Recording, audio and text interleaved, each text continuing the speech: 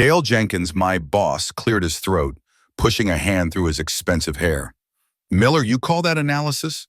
Looks like a kindergartner's finger painting.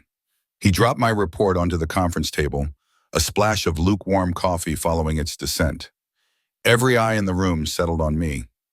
Perhaps, Dale added, a smirk playing on his lips, you should stick to basic addition. Caleb Miller, a man in his mid-30s, reflects on his ordinary upbringing in working-class Ohio. His parents, a teacher and a nurse, instilled in him a steady work ethic and a desire for stability. He met Grace Carlson at Criterion Investments, her genuine smile a rare comfort in the sterile office environment. Their wedding was a modest affair at Grace's parents' lake house, followed by a simple honeymoon in Montreal. A decade later, Caleb remains a mid-level analyst, struggling financially with Grace, who works at a local university. Their dream of owning a modest house with a yard seems increasingly out of reach. Dale Jenkins, Caleb's privileged and arrogant boss, is a constant source of belittlement. Dale publicly humiliates Caleb regularly while charming those above him in the company hierarchy. Grace often urges Caleb to confront Dale, but Caleb fears losing his job and health insurance due to his father's heart condition. Caleb quietly bides his time, making himself indispensable to colleagues both above and below Dale. During a war room meeting, Brenda Tate from research tentatively mentions interesting investment patterns in West Hill. Dale dismisses West Hill as a lost cause, rife with social problems. Caleb uncharacteristically asks Brenda about LLCs buying commercial lots in the area. Dale quickly cuts Caleb off, reiterating his belief that West Hill is a financial dead end. However, Brenda's quiet remark about a rumored city council revitalization project sparks a flicker of interest in Caleb. I grew up in a brick ranch house in a small Ohio town, the kind of place where most people knew your name and your parents' jobs. My dad taught history at the high school, and my mom worked nights as a nurse at the county hospital. They taught me the value of $1 and the steady rhythm of a 9-to-5. Stability was the goal, a quiet life without fuss. It was the only way I knew. That stability was what I thought I'd found when I started at Criterion Investments after college. The office was all muted tones and hushed voices, rows of cubicles under fluorescent lights. Then I met Grace Carlson. She worked in marketing 2 floors up. Her smile, even over the phone when we first coordinated a data request, cut through the dull hum of the place. It was wide, genuine, and a little bit tired, like most things in that building. We started with coffee, then dinners at the decent Italian place on Elm Street. We talked about getting out of our apartments, buying a small place, a dog, a life. Our wedding was a simple thing 10 years ago held at Grace's parents' place up by Lake Erie. Her mom strung white lights around the old oak tree, and we ate barbecue. Our honeymoon was Montreal, cheap flights, and a few nights in a basic hotel. It felt big then, a real adventure. We came back feeling like we'd started something important. Now, a decade later, that feeling had thinned. The apartment felt smaller, the walls closing in a little more each year. I was still a mid-level analyst, the same desk, the same window overlooking the gray parking lot. Grace worked in the registrar's office at the local university, her days filled with forms and student queries. Every month, the bills stretched further than the income, a predictable pattern that gnawed at the edges of our quiet lives. The dream of a modest house, a patch of grass for a dog, seemed to drift further away with each passing pay period. My boss, Dale Jenkins, didn't understand any of it. He'd come from money, the kind of money that buys a different kind of stability. Dale wore custom suits and drove a German car. His office, larger than my entire apartment, had windows that looked out over the whole city. He was a man who enjoyed his position, especially the part where he could remind others of theirs. Dale's belittling had become a regular feature of my work week. A tossed report, a sarcastic comment during a team meeting.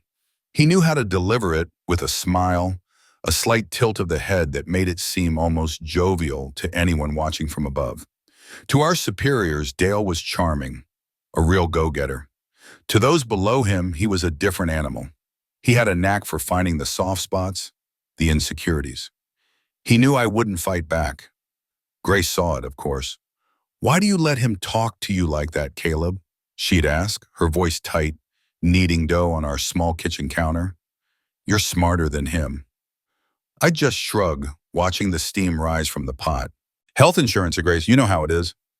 My dad's genetic heart condition was a constant shadow. Losing the job meant losing the coverage, and that wasn't a risk I was willing to take. Not for pride, so I swallowed it, turning the other cheek, quietly making myself indispensable to everyone else in the department and biding my time. Dale wouldn't be my boss forever. Eventually something would shift. It always did. The war room was a windowless conference room on the third floor, sterile and too cold. We were huddled around a projection of city zoning maps, the usual suspects from research and development. Brenda Tate, a junior analyst from the research team, her voice always a little tentative, pointed to a cluster of faded green on the screen. "There are some interesting patterns here," she mumbled, pushing her glasses up her nose. "West Hill, depreciated commercial lots." Dale leaned forward, his expensive watch catching the light. "West Hill?" he scoffs, the word a dismissal. "Brenda, that's where investment dollars go to die. That's a lost cause. You might as well be looking for opportunities to fund tetanus shots and crystal meth." A few people chuckled, nervous and quick. I rarely spoke in these meetings, preferring to observe. But something in Brenda's data caught my eye. "What about the LLCs, Brenda?" I asked, my voice flat, cutting through the snickering. "The ones buying up the commercial lots." Dale turned his head slowly. "Miller, did I not just say West Hill is where investment dollars go to die?" His tone was sharp, an edge returning to his voice. "We're not in the business of charity, no matter how compelling your curiosity might be." Brenda, however, added quietly, "There are rumors. City Council might be looking at a revitalization project. Small scale, but it's there in the planning documents." Dale just waved a dismissive hand, turning his attention back to the projected map. But Brenda's words lingered. West Hill, a forgotten corner of the city. Something was moving there.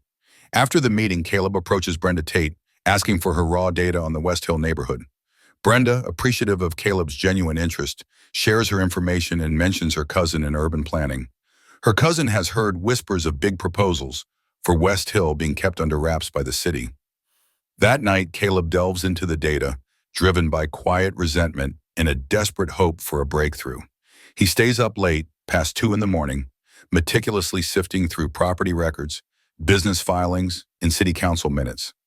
Caleb expands his research to social media, local community forums, and a resident's blog. The blog details subtle, unusual changes in West Hill: new faces, men photographing abandoned buildings, and strange survey crews. He uncovers a detailed, yet unpublicized proposal in an obscure transportation committee report.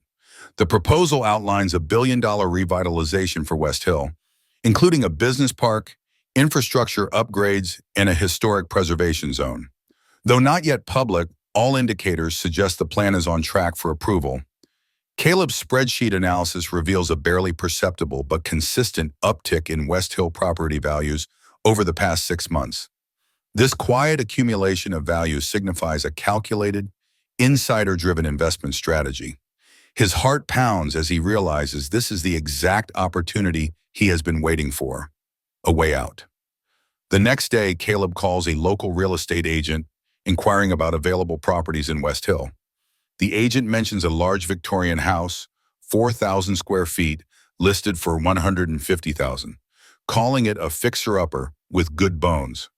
When the listing arrives, Caleb confirms the house is directly within the proposed historic district. He understands that if the revitalization plan is approved, the house's value will skyrocket, offering a chance at true financial leverage. The war room emptied out, leaving behind the stale smell of coffee and a lingering sense of small indignities. Brenda Tate was gathering her notes, her movements hesitant. I waited until Dale Jenkins was out of earshot, already halfway down the hall, likely off to charm someone important. "Brenda," I said, keeping my voice low. She looked up, startled. "That West Hill data, could you send me the raw files? Everything you have got." Her eyes widened slightly, a flicker of surprise, then relief. "Oh, sure, Caleb. Yeah, I can do that." She paused, then lowered her voice further. "My cousin works in urban planning. He hears things, whispers, you know. Said they're sitting on some big proposals for West Hill, keeping it quiet for now." She shrugged, a small, hopeful gesture. "Might be nothing, though." "Thanks, Brenda," I said, a small, uncharacteristic smile touching my lips. "Send it over when you get a chance." That night, the apartment was quiet. Grace was already asleep, the faint glow of her bedside lamp showing through the crack under the bedroom door. I sat at our small kitchen table, the laptop screen casting a blue light on my face. Brenda's raw data spread across the screen, a messy jumble of spreadsheets and scanned documents. The earlier resentment, the dull ache of Dale's dismissals, still simmered, but beneath it, a desperate hope for something more. Something had to give. I dove in, fueled by cold coffee and the quiet hum of the refrigerator. Property records, business filings, city council minutes. It all merged into a single intricate puzzle. I stayed up until past 2, the numbers blurring, then sharpening again. West Hill was a patchwork of neglect, boarded up storefronts and crumbling brick. But within the layers of decay, Brenda's data showed something else. I branched out, away from the official channels, social media, local community forums. I found a blog, West Hill Revival, maintained by an elderly resident named Agnes Miller, who meticulously documented the slow decay and subtle changes in her neighborhood. New faces, she wrote, men in suits, not the usual real estate types, photographing abandoned buildings, oddly precise survey crews, sometimes in the middle of the night. It felt like something out of a book, but the details were too specific, too mundane to be made up. Then I found it, buried deep in a transportation committee report from 6 months prior. Not public, not flagged, just a dry-as-dust section titled Preliminary Economic Impact Study, Western District Infrastructure Revitalization. $1 billion proposal. A new business park, significant infrastructure upgrades, and crucially, a historic preservation zone focused on the older residential blocks. The language was cautious, bureaucratic, but the implications were clear. It wasn't just talk. This was a real plan moving forward, quiet and deliberate. All the signs pointed to approval. I went back to Brenda's spreadsheets, cross-referencing property IDs with the proposed zoning maps. My heart started to thump, a slow, heavy beat in my chest. There it was, a barely perceptible uptick in property values, starting roughly 6 months ago, right around the time that transportation report was filed. A quiet accumulation. People were buying, not flipping, but holding. They knew. Someone knew. This was it. The chance, the opportunity I'd been waiting for, hoping for, too afraid to even acknowledge. It wasn't just about getting ahead, it was about getting out. Out of Dale's shadow, out of the small apartment, out of the slow, grinding fear of not having enough. The next morning, the office felt different. The fluorescent lights seemed brighter, the hum of the computers louder. I called a real estate agent I'd used years ago for a rental apartment. Looking at properties in West Hill, I told her, trying to keep my voice steady, casual. West Hill? She asked, a slight pause. That's a choice. Not much moving there, really. Lots of foreclosures, some investors sniffing around, but mostly bottom feeders. She pulled up a few listings. Oh, wait, there's this one. Been on the market for ages. Big old Victorian, 4,000 square feet, 4 beds, 2 baths. Needs everything, but the bones are good, asking $150,000. She emailed the listing over. The pictures showed a grand, faded house, peeling paint, overgrown yard, but with a certain dignity. And then I zoomed in on the map, directly in the proposed historic district, a prime spot. If the city council plan went through, if the historic preservation zone was established, this house wouldn't just increase in value, it would skyrocket. This was it. Caleb schedules a viewing for the Victorian house in West Hill, recognizing its immense potential despite its current dilapidated state.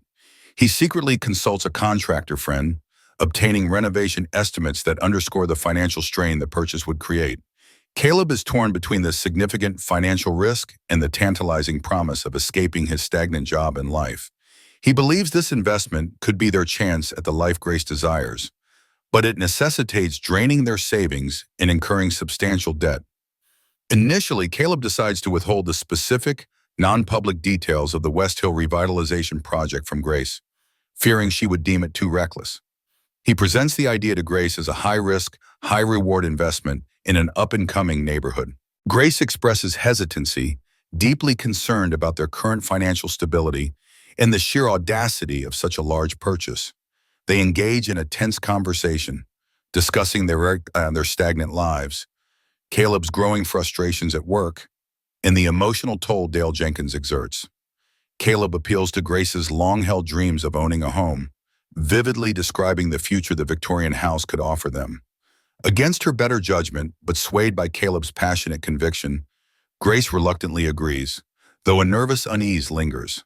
They empty their modest savings and secure a substantial loan, and Caleb finalizes the purchase of the house, feeling a mix of exhilaration and terror. Caleb begins dedicating his evenings and weekends to the house, performing minor repairs and meticulously planning the larger renovation.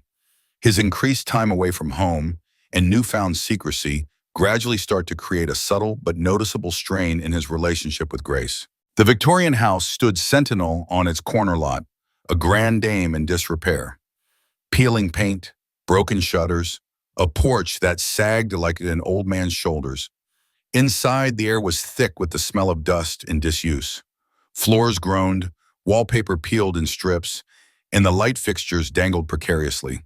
But even in its decay, I saw potential.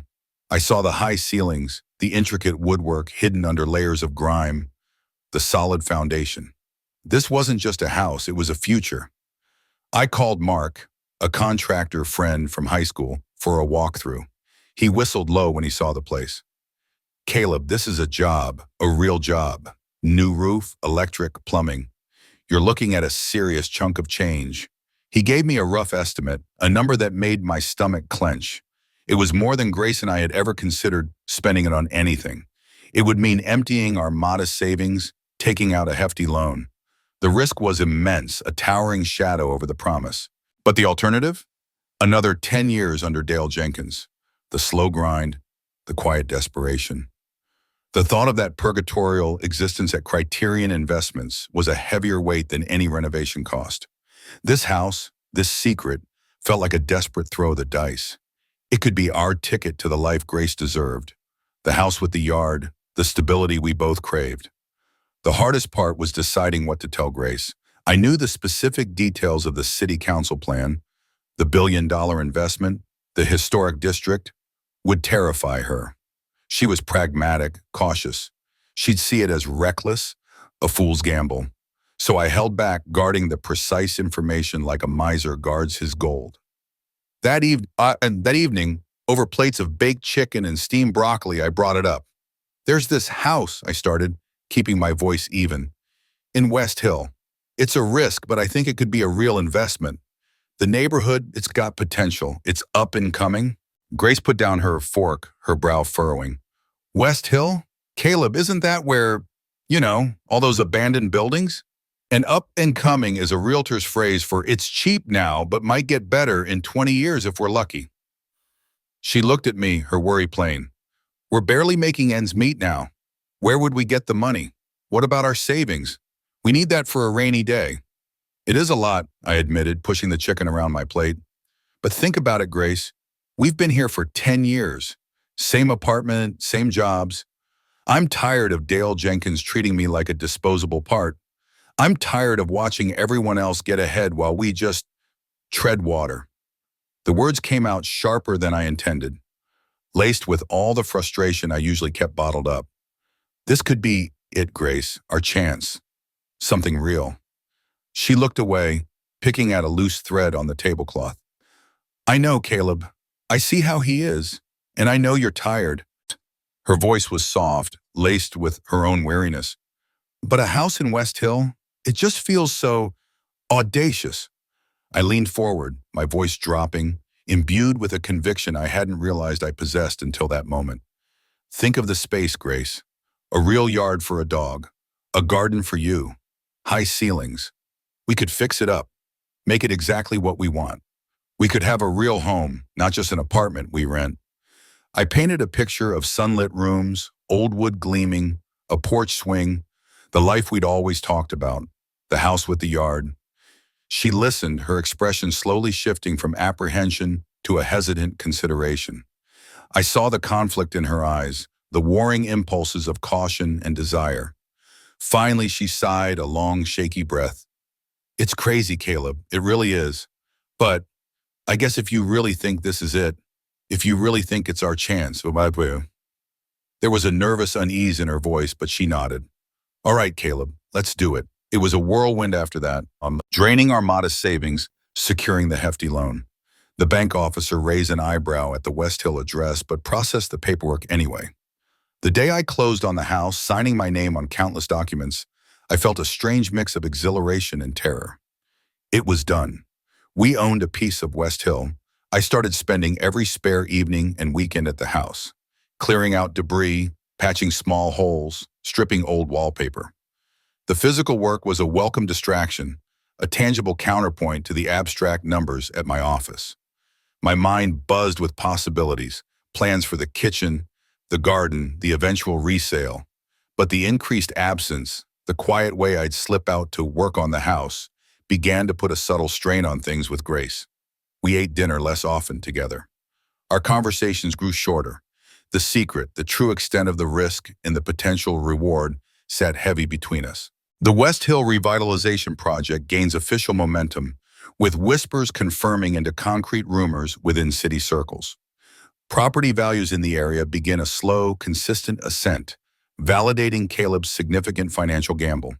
Caleb subtly uses his insider knowledge of West Hill to impress senior partners at Criterion, presenting well-researched, hypothetical investment strategies.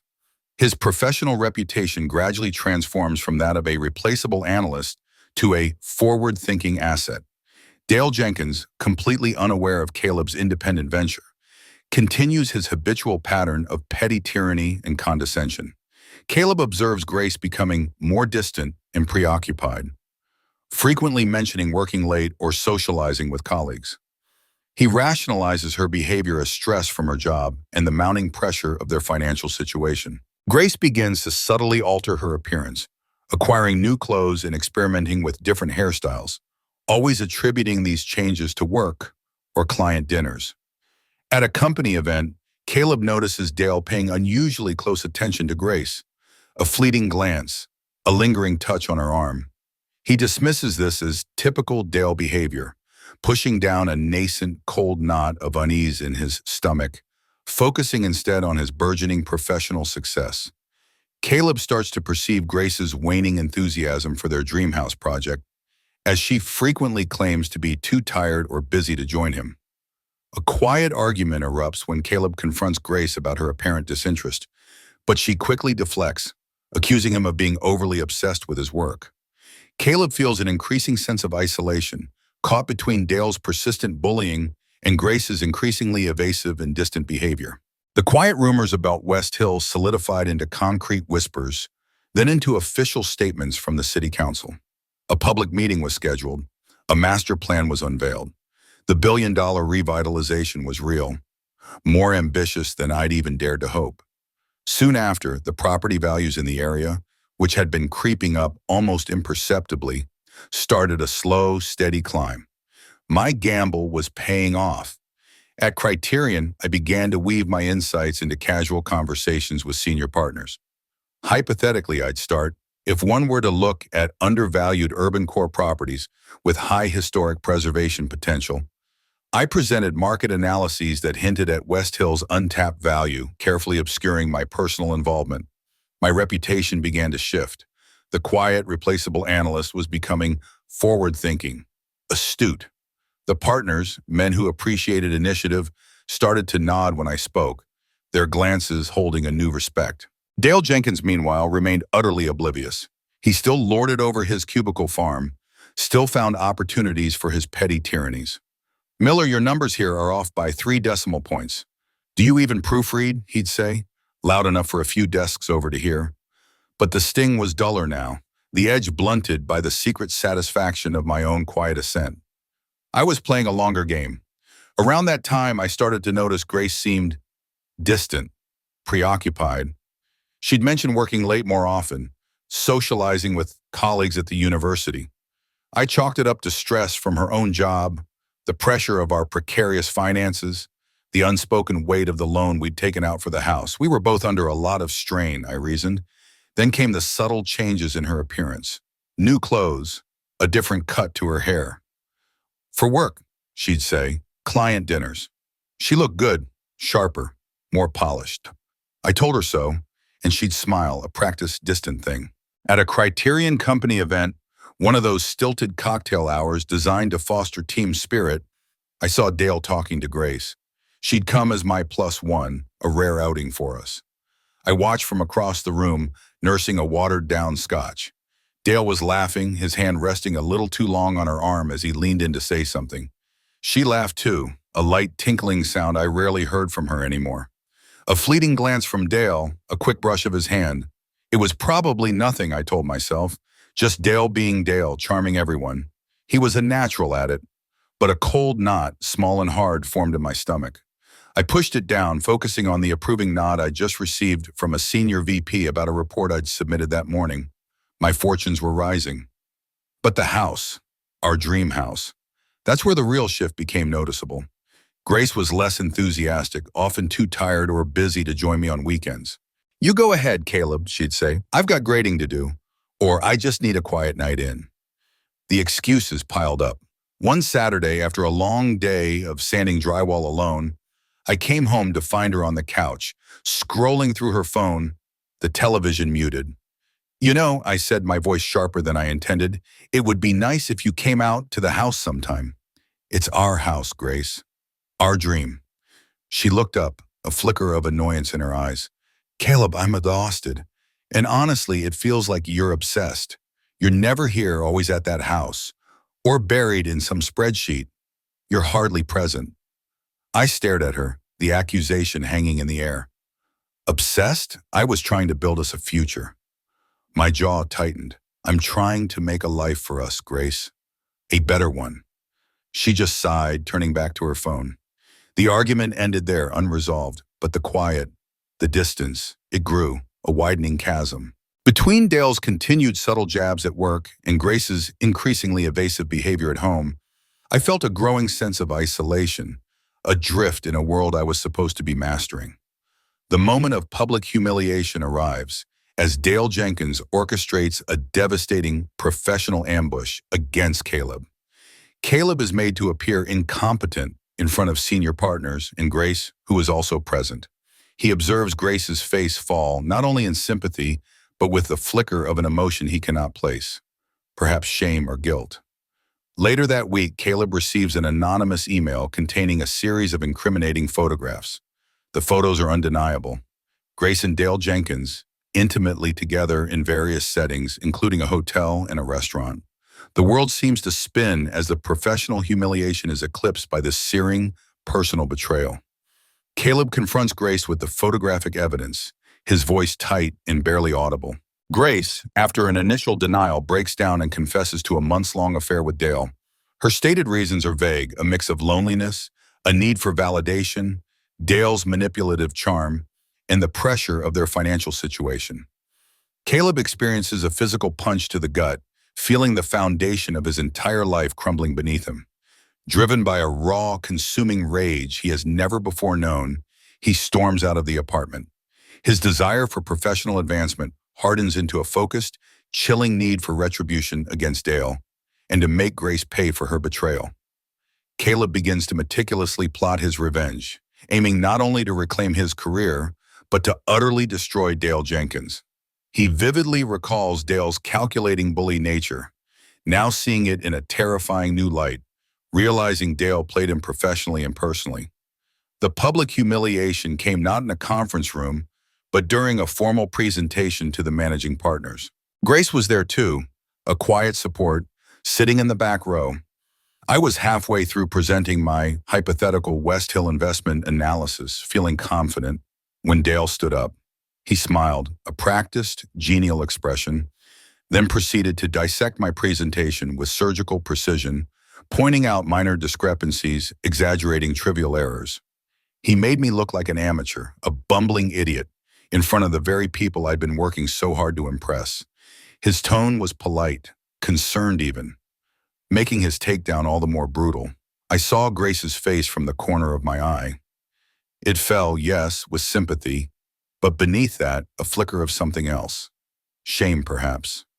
Or guilt. I couldn't place it then, not fully. I just felt the heat rising in my face, the familiar sensation of blood pounding in my ears.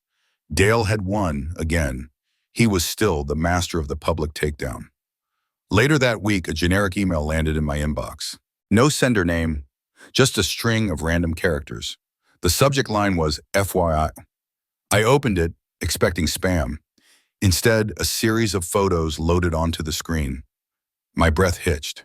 Grace and Dale, together, laughing, too close, a casual intimacy that felt like a punch to the gut. One photo showed them leaving a downtown hotel, Dale's arm around her waist, her head tilted back, a smile I hadn't seen in months on her face. Another, at a restaurant I knew was expensive, his hand resting on her knee under the table. More. So many more. Undeniable. The world spun, tilting on its axis. The professional humiliation, the sting of Dale's calculated cruelty, paled into insignificance. This was a searing, personal betrayal, a violation of everything I thought we had built. I found Grace in the kitchen, humming softly as she unloaded the dishwasher. My voice was a tight, barely audible whisper. "What is this?" I held up my phone, the screen blazing with their smiling faces. She glanced at it, her humming stopping abruptly, her face drained of color. "Caleb, I can explain." "Explain what?" I demanded, my voice rising, raw with disbelief. "Explain how you've been sleeping with my boss? Explain these pictures." She crumpled then, the carefully constructed facade shattering. Tears streamed down her face. "It started a few months ago, after work. He was nice to me, he listened. You were always so busy with the house, with work. I was lonely, Caleb, and he made me feel seen, important." The words tumbled out, a messy confession of loneliness, validation, Dale's manipulative charm, the pressure of our financial situation. All the things I dismissed as stress, as my own preoccupation. Each word was a physical blow. The foundation of my life, the quiet stability I'd sought, the future I'd painstakingly planned, it all crumbled.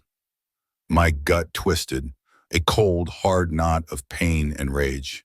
I heard myself make a sound, a low guttural growl I didn't recognize. "I can't," I choked out, unable to look at her any longer. "I can't even look at you." I stormed out of the apartment, the door slamming behind me, the sound echoing the shattering of my world. I walked for hours, aimless, fueled by a raw, consuming rage I'd never known. The chill of the night air did nothing to cool the fire within me. The desire for professional advancement, for recognition, for simply getting ahead, it all shifted, hardening into something darker, colder. Retribution against Dale and against Grace. Not just to reclaim my career, not just to salvage my dignity, but to utterly destroy Dale Jenkins and make Grace pay for her betrayal. I remembered Dale's calculating bully nature, his knack for finding the soft spots. Now I saw it in a terrifying new light. He hadn't just played me professionally, he'd played me personally in the most insidious way imaginable. Stick around to the end to see how life's costly choices unfold. Caleb undergoes a profound transformation, his quiet determination now hardened by a cold, relentless fury. He begins observing Dale Jenkins with a dangerous, meticulous focus, seeking vulnerabilities. Caleb leverages his extensive West Hill knowledge, not only for personal gain, but also to strategically expose Dale's professional weaknesses and blind spots. He subtly plants seeds of doubt about Dale's judgment in front of senior partners, referencing missed opportunities in emerging urban markets. Caleb uses his established relationships with lower-level analysts and external contacts to gather critical intelligence on Dale's ongoing projects and past dealings. He initiates a detailed dossier on Dale, compiling not only professional missteps, but also hints of unethical practices related to client funds. Caleb continues to live with Grace, maintaining a hollow facade of their marriage, the silence between them thick with his unspoken accusations and simmering vengeance. Grace attempts to apologize and express remorse, but Caleb remains an unyielding wall of ice, each of her words feeling like a fresh wound. He exploits Grace's continued connection to Dale, through work social circles and fabricated excuses, to subtly extract more information, feigning a path toward reconciliation. Caleb orchestrates a scenario where Dale is compelled to present on the potential risks of West Hill. Unknowingly, Dale contradicts his earlier dismissal of the area, setting himself up for professional ridicule and exposure. Caleb leaks carefully selected anonymous information about Dale's questionable investment recommendations to a junior analyst, confident it will quickly ascend the corporate hierarchy. The West Hill Revitalization Project officially breaks ground, generating substantial positive buzz, causing the property values Caleb predicted to soar, significantly increasing his personal investment's worth. The rage had burned through me, leaving behind something cold and precise. I still woke up next to Grace, but it was a ritual now, devoid of warmth. I went to work, performed my duties, but every action was edged with a new, dangerous focus. My transformation was complete. I was no longer the man who swallowed slights. I was the man who collected them. Dale Jenkins became my project. I watched him. I listened to the casual dismissals, the arrogant pronouncements. His charm, which once seemed so effortless, now struck me as a thin veneer over a core of pure self-interest. And my knowledge of West Hill, once a private venture, became a weapon. I began to subtly plant seeds of doubt. In casual conversations with senior partners, I'd lament missed opportunities in emerging urban markets, referencing hypothetical scenarios that, uncannily, aligned with West Hill's potential. Imagine, I'd muse, if we'd had foresight on a downtown revitalization. The capital gains could be significant. They'd nod, stroking their chins, a flicker of thought in their eyes. Dale was good at maintaining the status quo, but he was blind to the groundswell, to the quiet shifts. And now I would exploit that. My relationships with the lower-level analysts, the ones Dale ignored, became invaluable. They saw things, heard things. A casual coffee with a junior on Dale's team, a discreet question about a past project.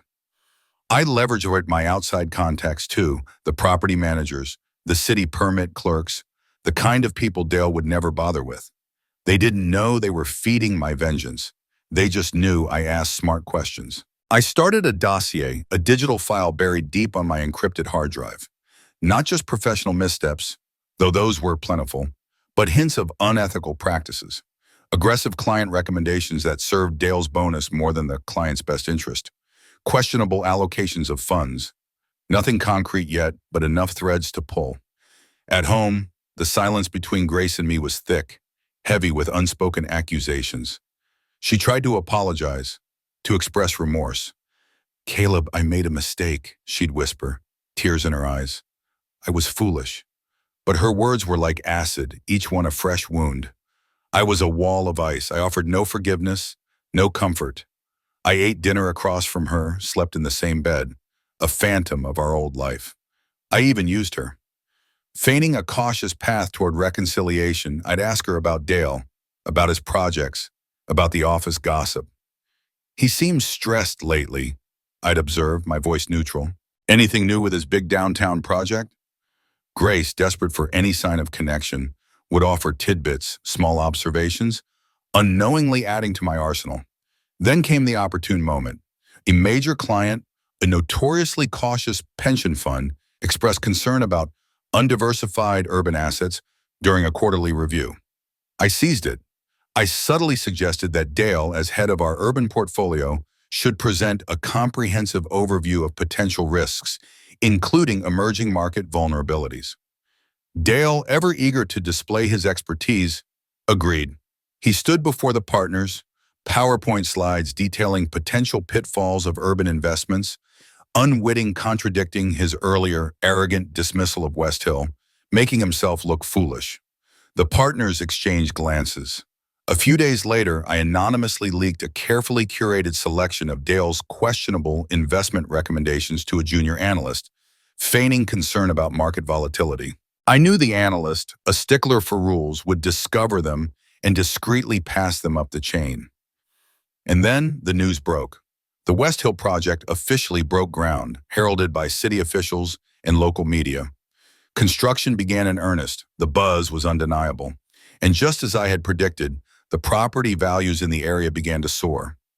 My own small Victorian house, once a gamble, was now an incredibly valuable asset. The first phase of my plan was complete. Dale had no idea what was coming. Caleb meticulously sets his trap, scheduling a crucial meeting with the senior partners to present his new opportunities in urban revitalization, focusing on West Hill. He strategically incorporates data designed to subtly undermine Dale's past advice and expose his profound lack of foresight without resorting to direct accusations. During the meeting, Caleb delivers a meticulously crafted presentation that highlights Dale's professional incompetence and negligence regarding lucrative investment opportunities. Dale, visibly flustered and cornered, attempts to interject and discredit Caleb, but his arguments fall flat against Caleb's irrefutable data and the undeniable buzz surrounding West Hill. Caleb delivers a subtle yet devastating blow, alluding to personal distractions that might have clouded judgment, a coded message understood clearly by Grace, who is also present. Concurrently, Caleb orchestrates the anonymous leak of the full extent of Dale's unethical financial practices to the Internal Ethics Committee. An internal investigation into Dale's conduct immediately commences, aligning perfectly with the public exposure of his professional misjudgment. The affair between Dale and Grace, already hinted at, rapidly becomes an open secret within the company, intensely fueling the escalating scandal. Dale Jenkins is confronted by the partners, stripped of all his responsibilities, and ultimately forced to resign in utter disgrace, his career in complete ruins. Grace is also implicated in the fallout, facing severe professional repercussions at her university and the pervasive social stigma of the affair. Caleb feels a grim, unyielding satisfaction as he witnesses Dale's carefully constructed empire crumble around him. The trap was set. I scheduled a meeting with the managing partners, ostensibly to present new opportunities in urban revitalization. My focus, naturally, was West Hill. I invited Dale knowing he wouldn't refuse, and I made sure Grace was also present, ostensibly there to support my growing professional standing. My presentation was a masterpiece of controlled demolition. I walked them through the data, the projections, the undeniable growth. I highlighted the initial signs of revival, the early acquisition patterns, the City Council's long-term vision. Each slide, each meticulously sourced fact, subtly underscored Dale's previous advice, or rather, his profound lack of it. I didn't accuse him directly. I merely presented the facts, allowing the stark contrast between his dismissal and my foresight to speak for itself. The partners leaned forward, their expressions shifting from polite interest to a growing, unmistakable concern. Dale, seated across the table, grew increasingly agitated. His face, usually so composed, was flushing. He tried to interject. "Miller, you're looking at short-term gains. You're ignoring the underlying risks, the demographic challenges." But his arguments, once delivered with such authority, now sounded thin, desperate. The buzz around West Hill, the news reports of groundbreaking ceremonies, lent my data an irrefutable weight. He was flailing, cornered. Then I delivered the final subtle blow. "Of course," I said, looking directly at the senior partner, my voice calm. "It's easy to miss these kinds of shifts when one is perhaps distracted. Personal distractions, perhaps, can cloud one's judgment regarding professional due diligence." My gaze flickered, for a fraction of a second, to Grace. I saw her flinch, her face paling. She understood. Dale understood too, though he just narrowed his eyes, unable to respond without implicating himself. The air in the room thickened, a silent acknowledgement of the unspoken. Simultaneously, a separate, more devastating process was already in motion. The full dossier of Dale's unethical financial practices, meticulously compiled from my quiet probing, had been anonymously leaked to the Internal Ethics Committee.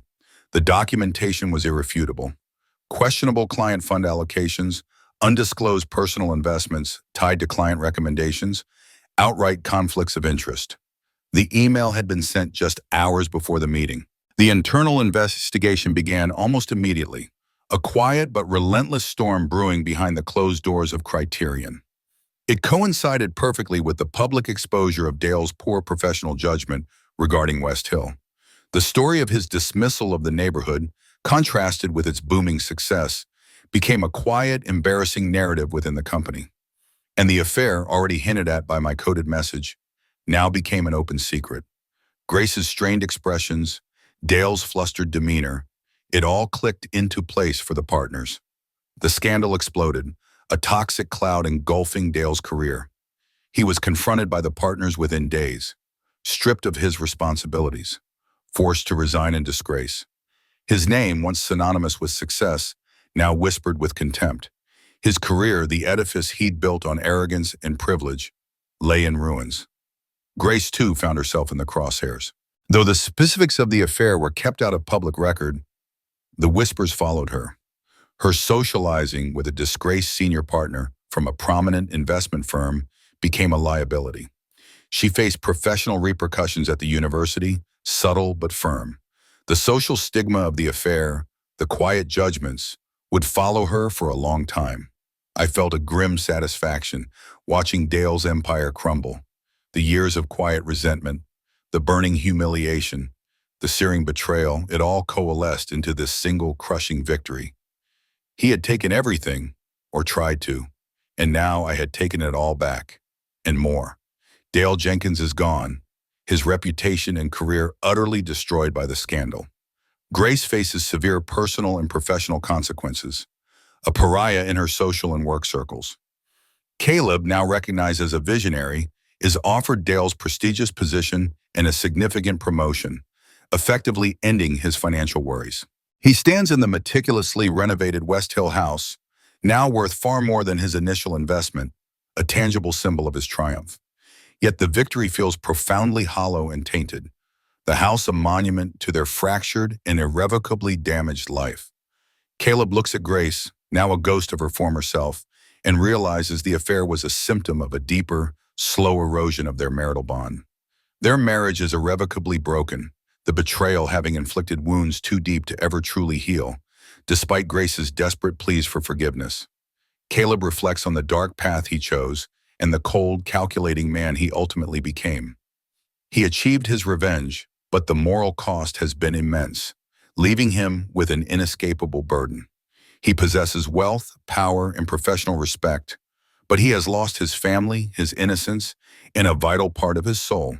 The principled Midwestern man who once turned the other cheek has vanished, replaced by a harder, colder, and emotionally scarred individual. He understands that while Dale paid a very public price for his actions, Caleb and Grace have paid a far heavier, private one. The final scene depicts Caleb, alone in his now luxurious house, gazing out at the rapidly changing neighborhood, burdened by the immense weight of his choices. He is left to wonder if any amount of professional success can ever truly fill the gaping void left by infidelity and betrayal, questioning if the revenge was ultimately worth its devastating consequences. Dale Jenkins was gone, vanished from Criterion Investments as if he'd never been there, save for the lingering whispers. His name, once spoken with a mixture of envy and fear, was now mentioned only in hushed tones, synonymous with scandal and disgrace. His career, the carefully constructed facade of his privileged life, lay shattered. Grace, too, faced her own reckoning. The university, keen to avoid any association with a prominent corporate scandal, quietly terminated her contract.